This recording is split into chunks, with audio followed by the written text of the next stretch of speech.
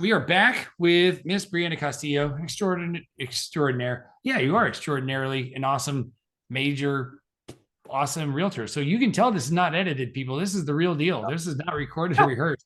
Brianna Castillo, realtor extraordinaire.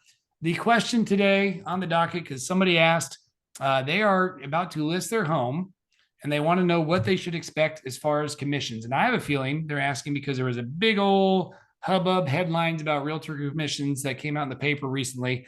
Tell me, what should they expect, and what's your advice to somebody who's about to list a home? I have to be a disclaimer. I have to be very careful about the words that I use as I a will use licensed different realtor. words and give you my opinion, just so those Okay. that know, I don't have to. So we will have Miss Yes. Brianna give her the corporate answers and what she would Hmm. say, especially if we're watching this. I will then Yep. fill in whatever my opinions are that don't reflect, disclaimer, my opinions do not reflect those of Brianna nor her company or anybody else for that matter. They're just Mortgage Mark, who's a mortgage guy, not a licensed realtor. So let's go with the generic realtor answers. What should somebody expect when listening to home as far as commissions? I'm going to start by saying that different regions and different areas of the country have different typical rates. So you can find what is typical in one marketplace will be different from what is typical in another marketplace. So you can't cross compare. You need to know what's typical in your area and your marketplace. It is not the same. Okay. How I'll big is a I think marketplace? So, in other words, we're in Dallas, Texas. Is it fair to say a different market can be? And for those that don't know, let's say Waco is an hour and a half drive. It's 100 miles, we'll say. Austin, yeah. Texas is 200 miles away. Is each one of those its own independent market, or is just Texas a big enough market, in your opinion? I would say, I will tell you that I don't know for certain Okay. what is typical there because those aren't markets that I think it can serve be in. different from each one of those. So as It Mortgage Mark certainly could. says, I think So Mortgage like Mark my territory, I think yeah, a territory, just to qualify the answer the way I hear it, is a marketplace can be a general area like a Dallas Fort Worth. I think Austin could be very different. I think Seattle could be extremely different. I yes, think okay, some of the things that probably come into play, and you can correct me if you feel like you want to, the price point of a home in Seattle for a starter home could be $1 million, yep, and therefore that might have some bearing versus Waco, Texas may have a different piece. And as far as what it takes to sell, the cost, the expense to stage a house of that. So I think there is, your answer, I believe you is correct. It can vary from market to market. I think market can be very much a region based on, is this city like this city, and how close, proximity, size, purchase. I think that differentiates a market to market. So you can agree or okay, disagree or just say I'm good. great. So that's number one is know Okay. what is typical in your market and don't compare it to another market. What you know, hey, I bought a house at the beach and this is what was normal there, so I assume that's normal How here. would somebody figure out what's normal? Just asking a couple My different people and experience. see. Yeah. Oh, yeah, yeah, yeah. Asking around. I mean, Okay. if you're gonna interview a few realtors, you'll probably figure out, or you're gonna talk to some friends who have bought or sold recently, you'll know. Yep. Cool. So that's number one. Number two, the whole lawsuit was based on whether or not commissions or compensation is negotiable. Okay. So just to It be clear, has there was a lawsuit, for those that don't know, in 2024, a class action lawsuit against the real estate community, not against Brianna, not against her, not against her. There was a lawsuit that was national headlines as an industry as a whole. It was about, say that again. about compensation and whether or not it's negotiable. The claim is that sellers were forced to pay a compensation to buyers agents. Okay. So the reality is it is negotiable and it always has been negotiable. There's been a few outcomings from the settlements of that lawsuit. Number one, communication about compensation is far more clear. Okay. We are communicating about it a lot more upfront about exactly who is earning what compensation and who is paying what compensation when you are selling your house.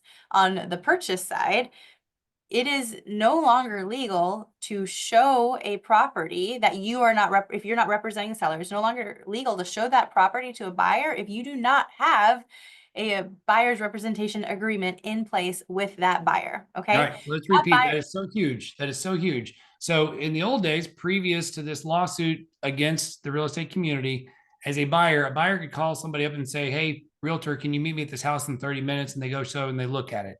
yes, Now, say that last part again. What do they have to have? Now they have to have a buyer's representation agreement in place between that realtor and that buyer before showing that property. So before showing up any property, a buyer is going to have to sign something, e-sign or physically Unless sign. it's my own listing, because I'm representing my sellers, I can let the buyers come in and see it without having an agreement with them. But if you want to work with an It's other agent or property. go see a property with an agent as a buyer, you're going to have Mhm. to get them to sign a buyer's agreement.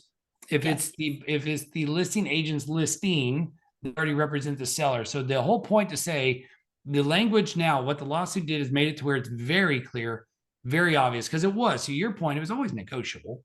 It's Yes. just the how now the language is, the legalese is now such that we are having the conversation up front with buyers and sellers as a real estate person to say, here's exactly what happens and here's how it happens. Is that correct? Yes, and in addition, it's just far more clear with the buyer too. That buyer's agreement, the buyer's representation agreement states how much compensation I, as the representative of this buyer, am charging. And it actually states that the buyer will ensure that I am paid this compensation.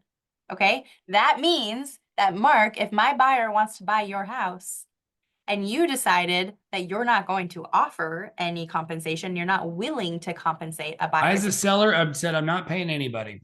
That means that if my buyer wants to buy your house, that they're going to compensate me rather than you compensating me.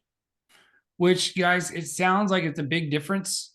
It really fundamentally, and Brianna may not be able to say this, it fundamentally isn't. And here's why. She may not be able to say it. I'll say it.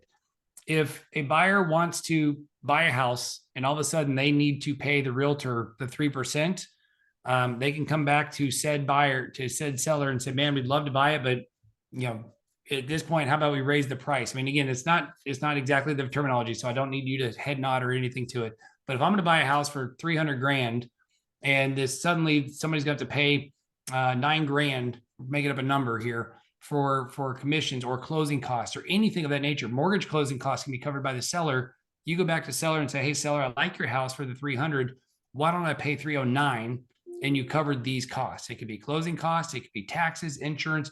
The mortgage person can walk you through that too, called seller concessions.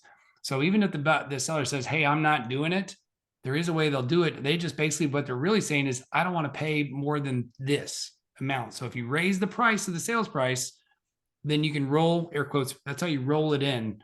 So again, I don't know if you can speak to that or not, or you just sit there and say, I'm good. So you tell me, Brie, anything to add to that, or are we good? Yeah, we're good. Okay, so I will answer the questions directly. What to expect when selling a home? I think you can expect more direct conversations like this.